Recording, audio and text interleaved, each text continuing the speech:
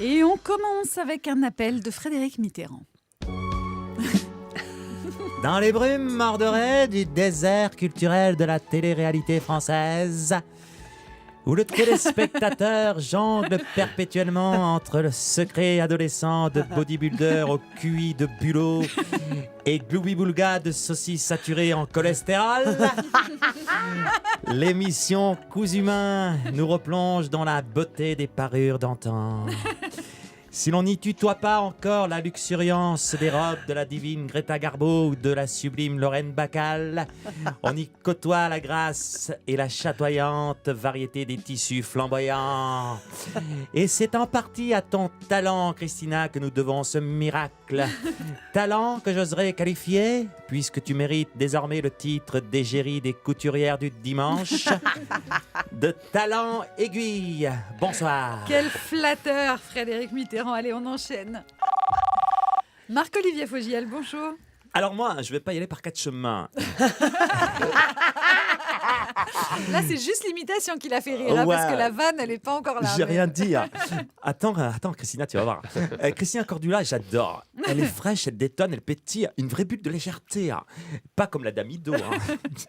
En revanche, ce qui m'échappe, c'est pourquoi dans sa nouvelle émission, elle n'invite pas des people pour leur apprendre à manier l'aiguille. Comme qui, par exemple? Je sais pas, moi, Carla Bruni, Catherine Deneuve, Emmanuel Béard.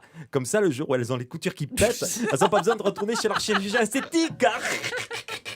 Elles les réparent eux-mêmes. Et tout bénef, voilà, c'est comme ça. On va encore se faire des amis. Appel suivant, bonjour. Oh, salut ma couille, c'est Depardieu. Oh, depuis tout à l'heure, je ronge mon frein. Je t'entends causer look, chiffon, grand créateur, jouer les spécialistes. Mais je suis comme un fou, hein. Oh, mais t'as pété un plomb, quoi, Christina. Hein. Ouvre les yeux. La plus belle robe du monde. Elle est pas signée Dior, elle est pas signée Chanel, elle est pas signée Saint-Laurent. Non, elle est signée Bacchus, dieu du vin. Hein. C'est la robe d'un Romanée Conti, grand cru. Ou à la rigueur d'un Château Pétrus 47. Hein. Du velours pour les papilles, de la haute couture gustative. Hein. Même moi, ces chefs-d'œuvre, je les déguste dans un dé à coudre, c'est de dire. Hein. On a un peu du mal à vous croire pour le dé à coudre. Dernier appel, bonjour. Bonjour.